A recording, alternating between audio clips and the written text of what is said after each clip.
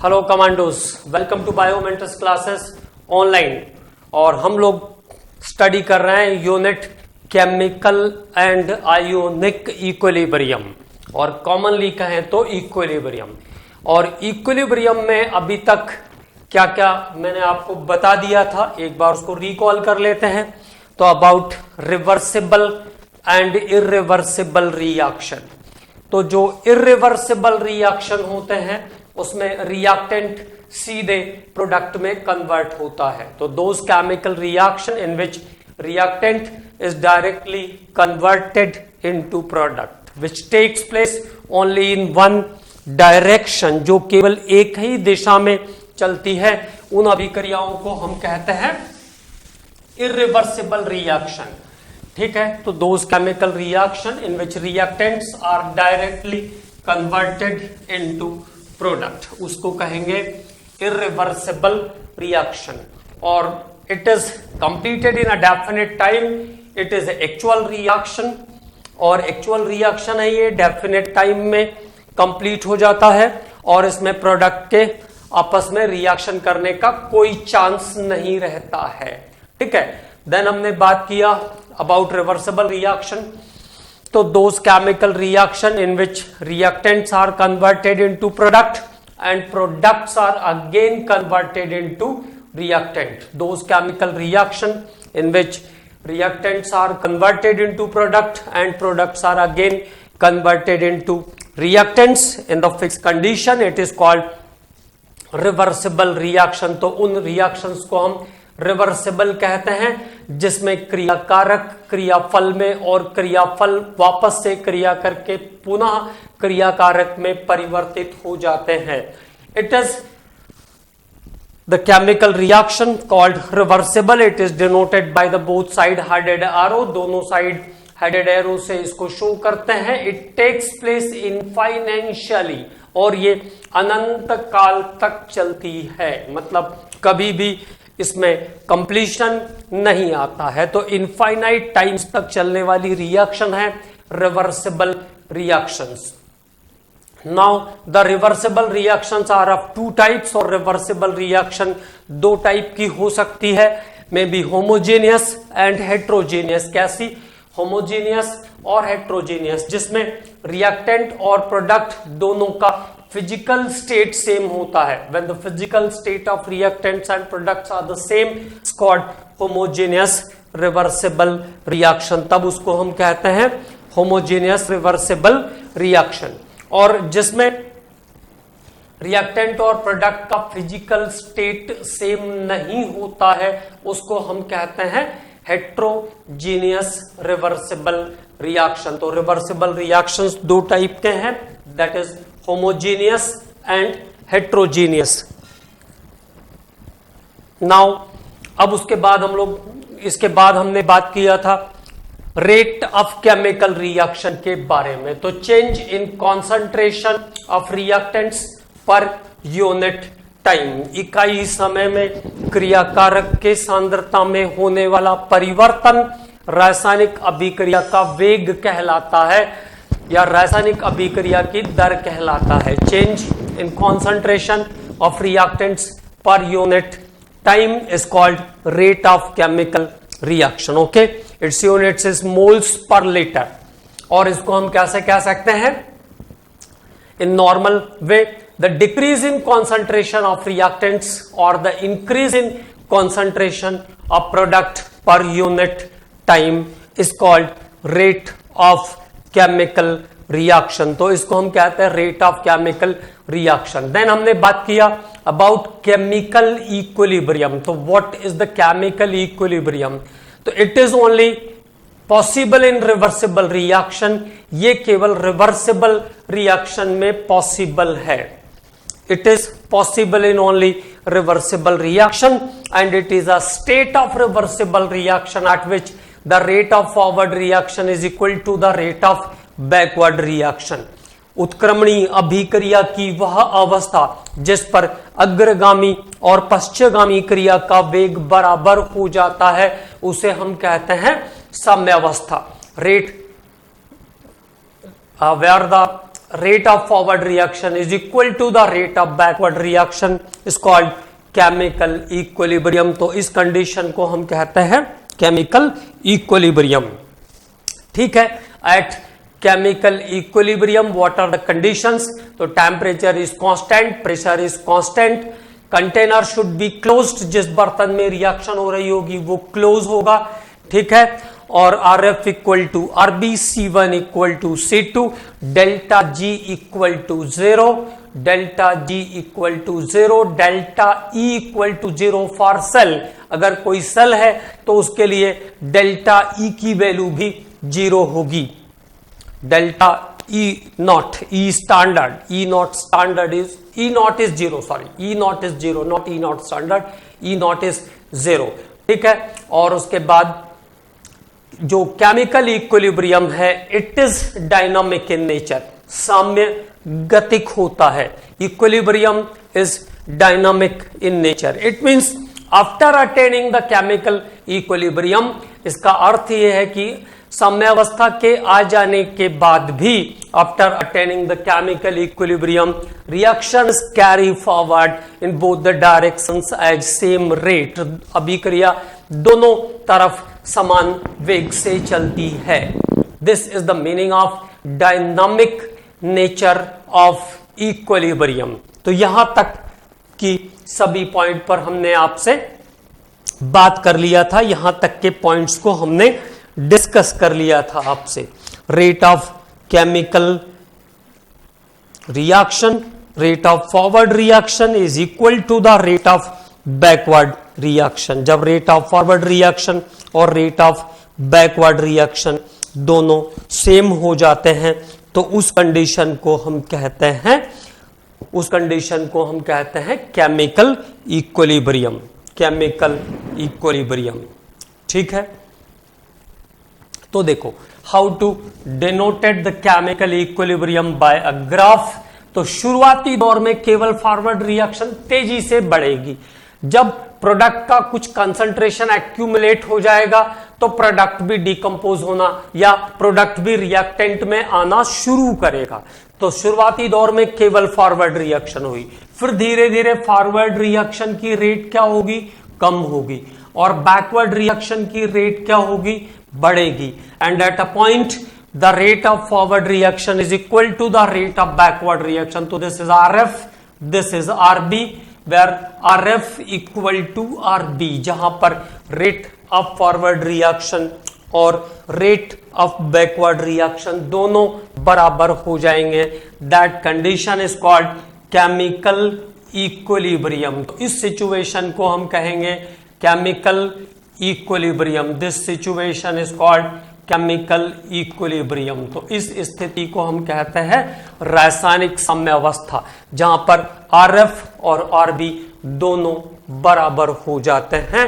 That condition is called rate of, that condition is called chemical equilibrium. तो equilibrium का जो curve आएगा वो ऐसा आपको अपीयरेंस में दिखेगा। This is rate of forward, forward reaction की रेट कम होगी, बैकवर्ड रिएक्शन मतलब प्रोडक्ट का रिएक्टेंट में आने का रेट बढ़ेगा, और एट अ पॉइंट जब दोनों के कंसंट्रेशन सेम होंगे तो रेट भी सेम हो जाएगी, और इसको हम कहते हैं, this condition is called chemical equilibrium. अब आगे लॉ ऑफ मास एक्शन को स्टडी करना है।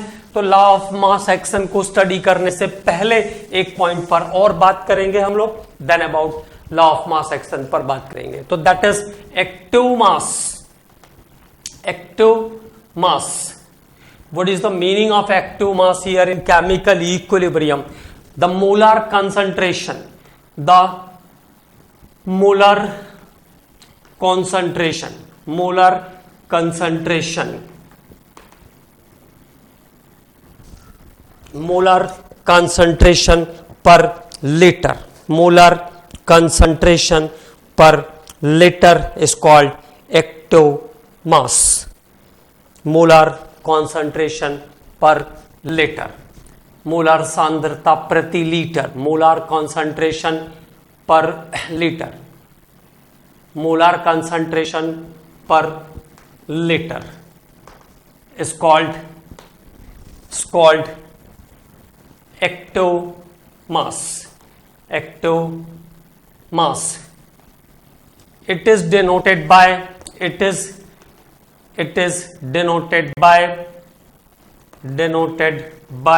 square bracket. It is denoted by square bracket. इसीलिए केमिस्ट्री में जब भी कोई बात स्क्वायर ब्रैकेट के अंदर लिखी होगी तो ये ध्यान रखना है कि वो मोल्स पर लीटर के अंदर आ रही है. It is in the moles per litre. Okay, तो what is the meaning of active mass? It is molar concentration per litre. Molar concentration per liter is called active mass. ठीक है. And how to calculate active mass? तो ये बात ध्यान रखना है कि स्क्वायर ब्रैकेट में रिप्रेजेंट होगा active mass. Formula is as same as molarity, that is gram weight by gram molecular wait into 1 by V. And if the volume is in milliliter, then it is gram weight by gram molecular weight into 1000 by V. And units is again same, तो units क्या हो जाएगी? moles per liter. Unit is moles per liter. Unit is moles per liter. तो जो molarity है वही active mass है. The molarity is as same as active mass. तो what is active mass? The molar concentration per litre is called active mass. मोलार सांद्रता प्रति लीटर सक्रिय द्रव्यमान कहलाती है. Okay, clear. और हमेशा जब भी केमिस्ट्री में ध्यान रखेंगे, केमिकल आयनिक इक्विलिब्रियम हो गया या फिर इलेक्ट्रोकेमिस्ट्री में भी बहुत जगह पर इसकी एप्लीकेशन आएगी, तो वहां पे जब भी स्क्वायर ब्रैकेट में कोई चीज एक्सप्रेस्ड है तो it means it is in moles per litre. इसका मतलब है कि ये मोल्स पर लीटर में है. ठीक है, तो this is the meaning of active मास. अब इस पे एक दो प्रॉब्लम कर लेते हैं. लाइक नंबर 1, पहला क्वेश्चन, सिंपल क्वेश्चन ताकि आप वैल्यू आराम से रख पाओ. 8.5 gram of ammonia, 8.5 gram of ammonia present in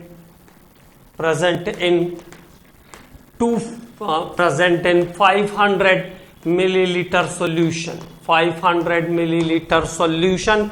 Find its active mass. Find its active mass. तो इसका सक्रिय द्रव्यमान ज्ञात करो. Find its active mass. तो now formula for the active mass. How to calculate the active mass? It is equal to gram weight by gram molecular weight. Here 8.5 gram of ammonia और ammonia का molecular weight 14,317 into 1000 millilitre में है, तो 1000 by V is the again 500 millilitres. Okay, तो now the question is 2 times, तो कितना आ जाएगा? 2 into 500, तो ये आ गया 1000.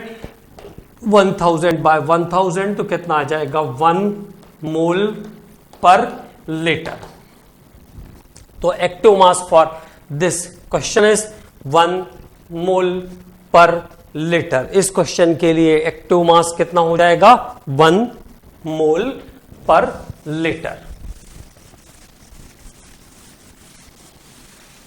Now the next question.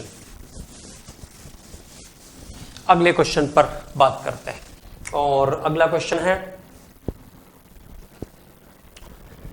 12.8 gram of hydrogen iodide present in 2 liter solution. 2 liter solution. Find the active mass. Find the active mass. Okay, तो हम लोगों ने मोलारिटी पे बहुत सारे क्वेश्चन किए हैं, तो कैलकुलेशन में कोई प्रॉब्लम नहीं होगी. बट वंस रिवाइज, तो एक्टिव मास फॉर HI क्या निकालना है? एक्टिव मास निकालना है. तो हाँ ठीक है, active mass for HI how many gram? 12.8 and the weight of HI is 128 into 1/2. So now it is 1/10 into 1/2, तो 1/20 it means 0.05 moles per litre, 0.05 moles per litre. तो आंसर कितना आ जाएगा? 0.05 moles per litre. The answer of this question is 0.05 moles per litre. Okay, तो there is the expression of active masses. How to calculate the active masses? तो molarity is the active mass. Next, अगला question करते हैं, एक और question कर लेते हैं छोटा सा। 12.8 ग्राम sulphur dioxide, 9.6 gram of oxygen and 24 gram of sulfur trioxide in 1 liter solution. Calculate active masses. Active masses, तो इनके एक्टिव मासेस को निकालना है। ये क्वेश्चन एक बार आ चुका है तो मुझे ध्यान आया इसलिए करवा दे रहे हैं। आपको लगेगा कि इतना सिंपल सा तो है, क्यों इतने सारे एग्जाम्पल कर रहे हैं, but this is one of the important question, आ चुका है एक बार ये। तो देखो, sulphur dioxide SO2 active mass for sulphur dioxide, how many gram is there? 12.8। Weight of SO2 is 64। तो 9 कितना आ जाएगा? पॉइंटर इधर किया, 6 दूनी 12, 0.2। देखो कैसे सॉल्व किया मैंने, 64 है ना, 64। तो अगर मैं इसको 6.4 करूंगा तो ये कितना हो जाएगा? 1.28 हो जाएगा। 6 का टेबल पड़ा 1.2 में, है ना। तो ये पॉइंट लगाया तो 12 हो गया, 6 दूनी 12, कैंसिल मार दिया, है ना। और SO2 के बाद O2 है कितना? 9.6 बाय 32, तो 32 96, 0.3। Okay, now SO3 sulphur trioxide, how many gram? 24 gram. Weight कितना होता सल्फर ट्राइऑक्साइड का? 48 और 32, 80 हो जाएगा, है ना। तो 8 3 24, 8 10 80, तो आंसर आ जाएगा 0.3। ओके, तो there is the active masses for sulphur dioxide, sulphur trioxide and oxygen in the question. ये इनके हमने एक्टिव मासेस को सॉल्व किया। तो there is the active mass. Okay, how to calculate active mass? Now it is clear. Gram weight by molecular weight into 1/V। Gram weight by gram molecular weight into 1/V is the formula, just as same as molarity.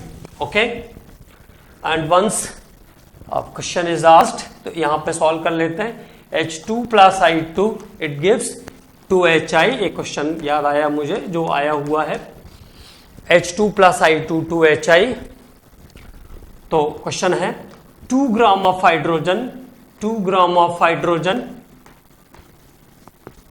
2 gram of hydrogen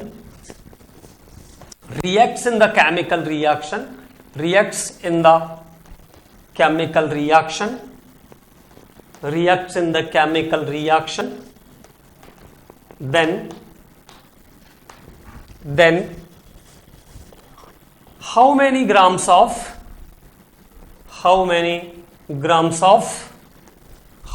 I2, how many grams of I2 required, how many grams of I2 required, and finally, and how many gram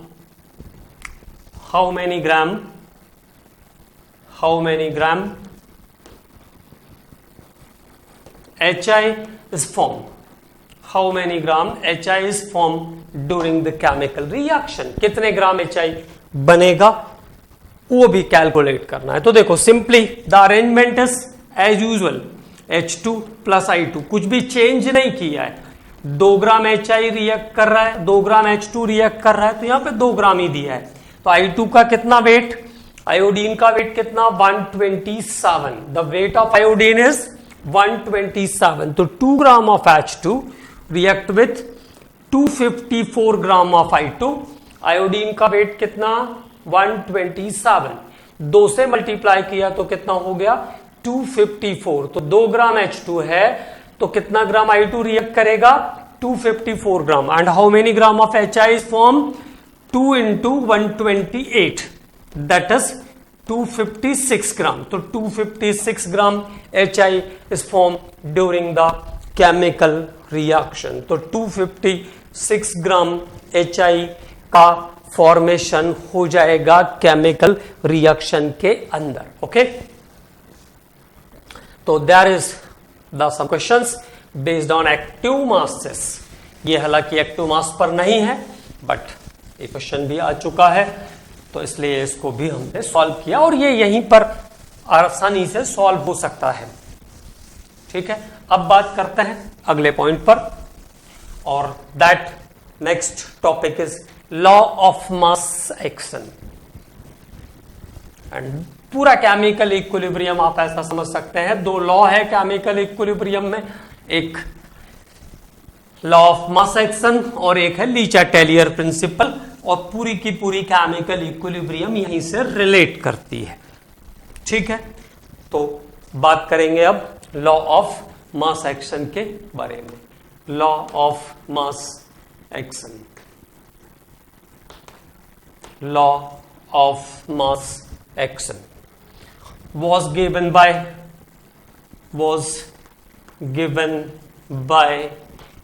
Guldberg and Waage. Guldberg and Waage, ये law किसने दिया है?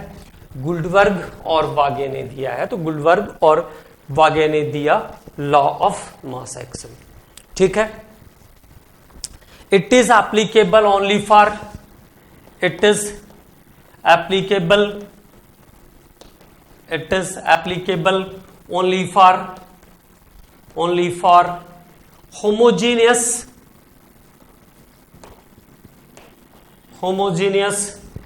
reversible reaction, homogeneous reversible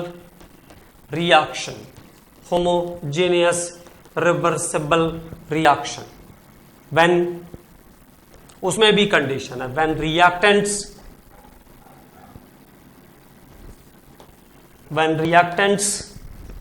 and products reactant and products are gases, जबकि reactant और product दोनों gases state में होने चाहिए. मतलब होमोजीनियस में भी लिक्विड या सॉलिड होमोजीनियस होगा तो लॉ ऑफ मास एक्शन उसके लिए एप्लीकेबल नहीं होगा. Okay, so it is not applicable for liquids and solids. तो it is clearly remember that the law of mass action is applicable only for homogeneous reversible reaction where the reactants and products are the gases. जब reactant और product कैसे रहते हैं? Gaseous state के अंदर रहते हैं. ठीक है, now about the law of mass action. तो 2 स्टेप में बटा हुआ है ये law of mass action. Okay, it state that number 1, तो एक ही साथ लिखेंगे but it is in 2 parts, तो बहुत अच्छे से ध्यान रखना है. It is very important.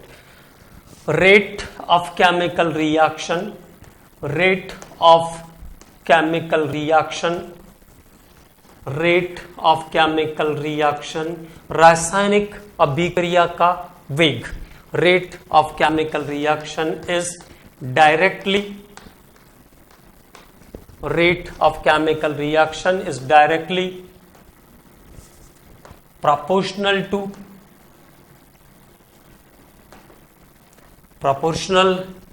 to active mass, means molar concentration, active mass of reactant. active mass of reactant कहा मतलब एक ही है ना.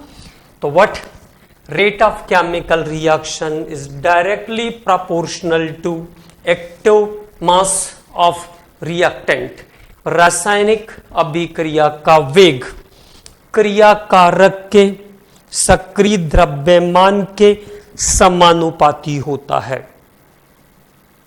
Rate of chemical reaction is directly proportional to active mass of reactant. रासायनिक अभिक्रिया का वेग क्रियाकारक के सक्रिय द्रव्यमान के समानुपाती होता है। जैसे मैंने कहा A is converted into product, तो that time what, rate of reaction is directly proportional to active mass of A.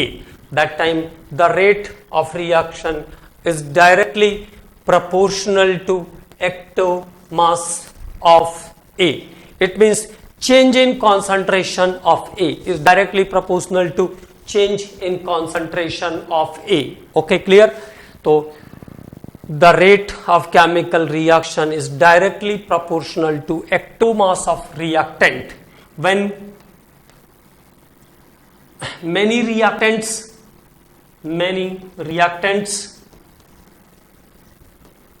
takes part in the chemical reaction,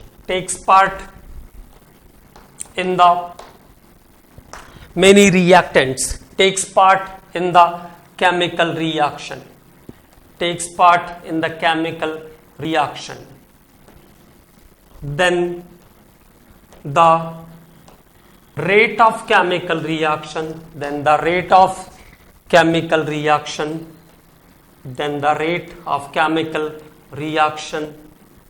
is directly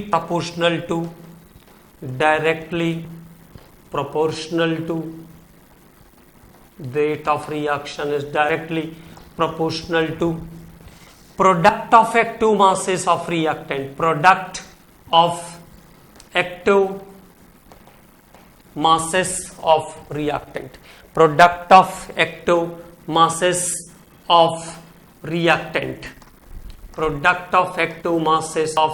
reactant, okay. So what happens here, when the rate of chemical reaction is directly proportional to active mass of reactant, but when many reactants takes part in the chemical reaction, then the rate of chemical reaction is directly proportional to active masses of reactant. Rate of chemical reaction is directly proportional to active masses of reactant. तो second time क्या बात हुई उस पे बात करते हैं। तो सेकेंड टाइम क्या कहा, rate of chemical reaction is directly proportional to active masses of reactant. When it is express like this, then the rate of chemical reaction is directly proportional to A to the power n. Then the rate of chemical reaction is directly proportional to A to the power n. Okay, so normally the law is the rate of chemical reaction is directly proportional to active mass of reactant. मतलब रासायनिक अभिक्रिया का वेग क्रियाकारक के सक्रिय द्रव्यमान के समानुपाती होता है. When number of reactants takes part, then the rate of chemical reaction is directly proportional to product of active masses of reactants. Then the rate of chemical reaction is directly proportional to product of active masses of reactants. तब रासायनिक अभिक्रिया का वेग क्रियाकारकों के सक्रिय द्रव्यमानों के गुणनफल के समानुपाती होता है. Directly proportional to product of active masses of reactant. It means A to the power n times. अभी इसके हेल्प से हम कांस्टेंट निकालना सीखेंगे जिसको हम कहते हैं Kc, और Kc के ऊपर क्वेश्चन आते हैं और Kc से ही टिपिकल क्वेश्चन भी जो बनेंगे इस चैप्टर में वो Kc पर ही बेस होते हैं. तो सबसे ज्यादा इंपॉर्टेंट काम है इस पर बेस्ड प्रॉब्लम को सॉल्व करना, जितने भी आप कर सको मैक्सिमम. कुछ मैं भी आपको हेल्प करूंगा कुछ क्वेश्चंस करने में, लेकिन जितने मैक्सिमम आप करोगे उतना बेटर है इस टॉपिक पर क्वेश्चन. ठीक है, तो now how to find out the constant for the reaction. तो जैसे मान लीजिए simply reaction is here, A plus B is converted into C plus D। A plus B का परिवर्तन होता है C प्लस D में। A plus B is give product C plus D। तो RF is what? Rate of forward reaction is directly proportional to active mass of A into active mass of B। It means forward reaction में क्या होगा? Reactant is converted into product, reactant is converted into product. This is the forward. तो RF is directly proportional to active mass of A into active mass of B. Now RF equal to हम कैसा लिख सकते हैं? Constant for forward reaction, KF active mass of A into active mass of B. And how to express the RB? तो rate of backward reaction is directly proportional to active mass of C into active mass of D. And RB equal to, there is another constant KB, active mass of C into active mass of D. And at the equilibrium, what happens at equilibrium? At chemical equilibrium, at chemical equilibrium, at chemical equilibrium, what happens? RF equal to RB. RF और RB कितना हो जाएगा? 1 हो जाएगा। Chemical equilibrium पर RF equal to RB, it means that is 1। तो RF equal to RB हो जाएगा केमिकल इक्विलिब्रियम की कंडीशन पर। तो जब आप KF बाय KB को बाहर निकालोगे तो KF by KB equal to active mass of C into active mass of D upon active mass of A into active mass of B। जिन बच्चों को समझने में प्रॉब्लम देखिए, KF बाय KB, तो जब इक्वल के बाहर आया तो ये इसके नीचे जाएगा, नीचे जाएगा तो अपर साइड चला जाएगा। लेकिन फिर भी अगर कुछ बच्चों को समझने में प्रॉब्लम आती है तो सीधे सीधे एक बात ध्यान रख लेंगे, it is product of concentration of product by product of concentration of reactants. Product of concentration of product by product of concentration of reactants, है ना। क्रियाफल ऊपर जाएगा, क्रियाकारक नीचे जाएगा, जिसको समझने में दिक्कत आएगी क्योंकि आती है, ये बहुत नेचुरल बात है। अभी तो क्या है कि आप लोग बहुत डिस्टेंस पर हैं, क्लास में रहते हैं बच्चे, तो हमको कई बार ये चीजें फेस करनी पड़ती कि कहाँ पे क्या दिक्कत आ रही, कहाँ पे क्या दिक्कत आ रही, तो वो एक्सप्लेन करना पड़ता है। इसलिए मैंने आपको बताया, ध्यान रखेंगे।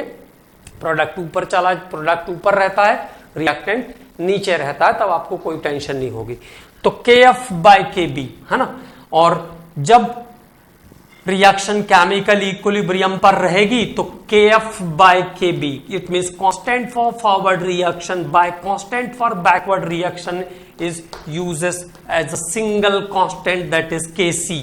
तो उसको हम सिंगल कांस्टेंट से लिख देते हैं KC। और अगर रिएक्शन इक्वल नहीं है, अगर इक्विलिब्रियम पर नहीं है, तो it is denoted by QC, तब उसको QC से लिखते हैं, QC, ओके। और अगर इक्विलिब्रियम की कंडीशन है, तो अभी हम बात कर रहे हैं कंडीशन ऑफ इक्विलिब्रियम पर, तो इट इज KC। तो now KC is what? Clear? Product of active masses of product, it means active mass of C into active mass of D upon active mass of A into active mass of B. This is the KC expression for any reaction. तो ये किसी भी reaction के लिए KC का expression है। This is the KC expression for any of the reaction. अब आपको ये बात पता चल गई है कि जो चीजें प्रोडक्ट में होगी वो सब पावर्स में चली जाएगी, ऐसा कहा लॉ ऑफ मास एक्शन ने। तो how to write the KC value for the chemical, particular chemical reaction, उस पर थोड़ी सी हम बात करेंगे, ठीक है। KC एक्सप्रेशन कहते हैं इसको हम, KC expression for reactions, how to express the KC for the reaction. किसी रिएक्शन के लिए हम KC कैसे लिखेंगे उसके बारे में बात कर रहे हैं। जैसे हमने आपको एक सिंपल सा रिएक्शन दिया, H2 + I2 to HI, how to write its KC value. तो देखो KC वैल्यू इक्वल टू कैसे लिखेंगे? Active mass of product into active mass of reactant, H2 into I2। ये इसके मॉलिक्यूलर फॉर्मेट है, ये प्रोडक्ट, ये उसके साथ प्रोडक्ट में नहीं है, ये मल्टीपल में नहीं है, ये उसके मॉलिक्यूलर फॉर्म है H2 और I2 के। तो the KC exact KC values active mass of Hi to the power 2 by active mass of H2 into active mass of I2। एक और reaction 2SO2 plus O2 give 2SO3। Now what is the KC value of the reaction? तो product क्या है SO3 और reactants क्या है SO2 और O2, but this is 2 times now, so it's KC value is active mass of sulphur trioxide का power 2 by active mass of sulphur dioxide का power 2 into active mass of O2। तो this is the correct KC expression for this reaction. Okay, now another reaction N2 plus 3H2 it gives 2 ammonia। अब आप आराम से सीख जाओगे उसको, ऐसा कोई दिक्कत नहीं। N2 plus 3H2 it gives 2 ammonia। तो now how to express the Kc for the reaction? Active mass of ammonia to the power 2 upon active mass of N2 into active mass of H2। तो कितना है? 3H2 है, तो power में चला जाएगा, तो क्या हो जाएगा? H2 to the power 3, active mass of H2 to the power 3। तो this is the correct Kc expression for this reaction. तो ये इस रिएक्शन का करेक्ट Kc एक्सप्रेशन है। एक दो और बता देता हूं मैं आपको, ये बहुत इंपॉर्टेंट है, इस पे क्वेश्चंस आते हैं, इसलिए ये बहुत इंपॉर्टेंट है और इस पे बेस्ड हमको कैलकुलेशंस भी करने हैं, तो जितने ज्यादा हम लोग अरेंज कर लेंगे उतना अच्छा है। Now one more, 1/2 N2 plus 3/2 H2 it gives NH3। now what is the method of expression of Kc for this reaction? तो how to express the Kc for this reaction? तो प्रोडक्ट क्या है इसमें? अमोनिया। रिएक्टेंट्स आपके पास क्या है? N2 and H2, but it is fractional this time, so correct Kc expression is active mass of NH3 by active mass of N2 to the power 1/2 by active mass of H2 to the power 3/2। Okay, तो ये इस reaction का correct Kc expression है। This is the correct Kc expression for this reaction।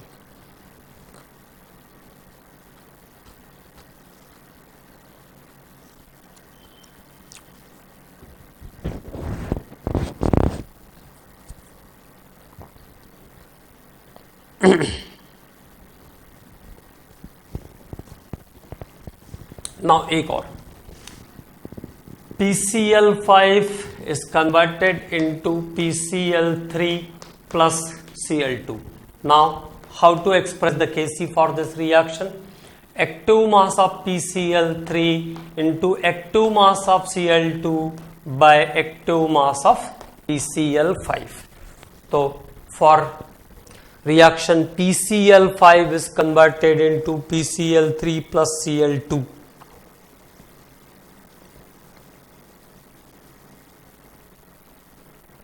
okay, so this is the Kc value expression for the reaction। ये reaction के Kc values का expression है। how to express the Kc value for a particular reaction? अब देखो यहां पे एक point हम लोग लिखना सीख गए कि how to find out the Kc and how to write the Kc value for any chemical reaction. अब बात करते हैं relation between Kc and Kp।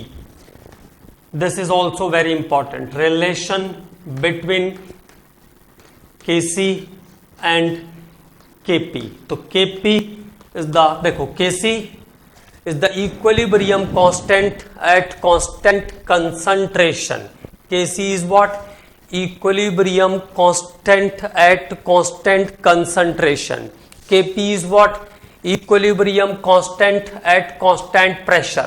Equilibrium constant at constant pressure। तो अगर मान लीजिए हमने एक रिएक्शन लिखा N1A plus N2B is converted into M1C plus M2D।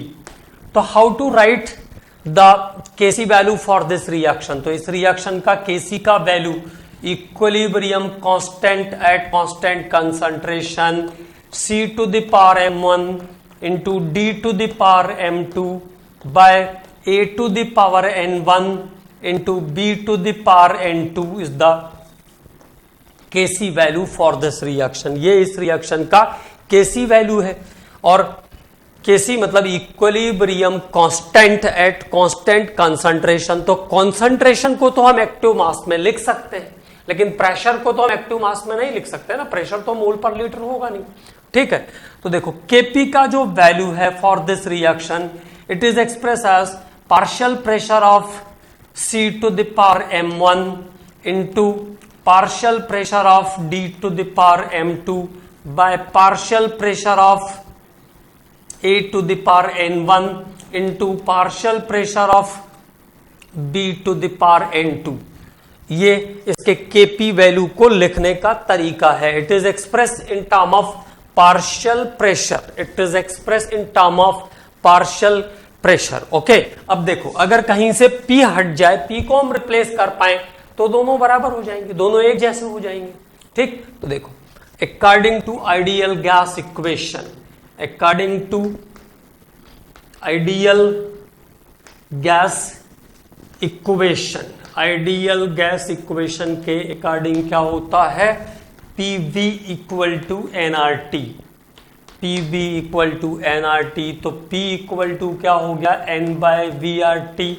और N by V is the moles per litre, that is C। Moles per litre is called concentration, moles per litre is called concentration. तो हम क्या लिख सकते हैं? P equal to CRT। और at equilibrium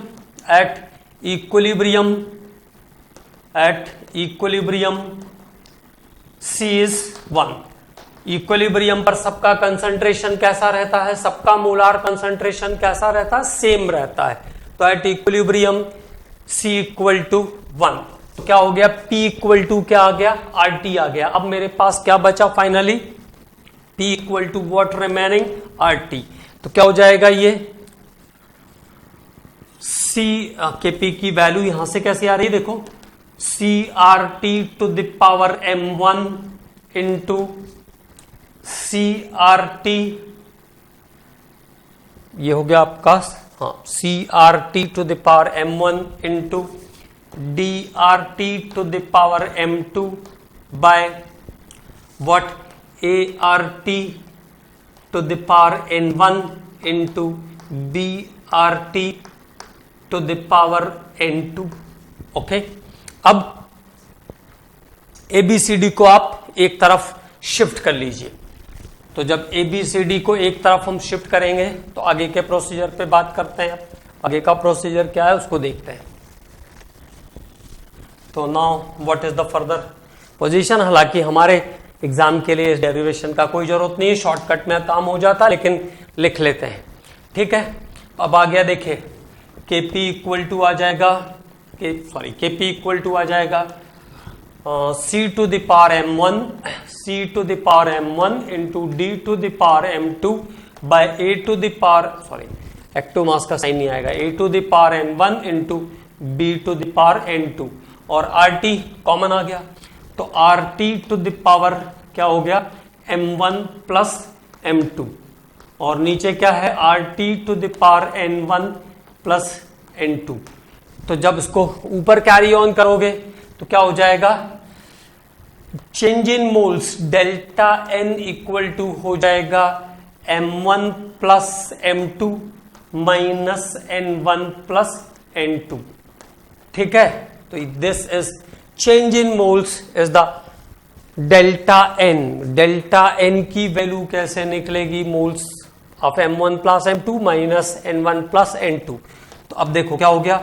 Kp equal to Kc, this value is equal to Kc, Kc RT to the power delta N। इतना ही काम का है मेरे, है ना, कॉम्पिटेटिव एग्जाम में केवल इसका काम पड़ेगा, इस पे हम लोग बात करेंगे डिटेल में, है ना। तो Kp equal to Kc RT to the power delta n is the relationship between Kp and Kc. Kc is what? Equilibrium constant at constant concentration. Equilibrium constant at constant concentration. And Kp is what? Equilibrium constant at constant pressure. Okay, commandos. Thank you.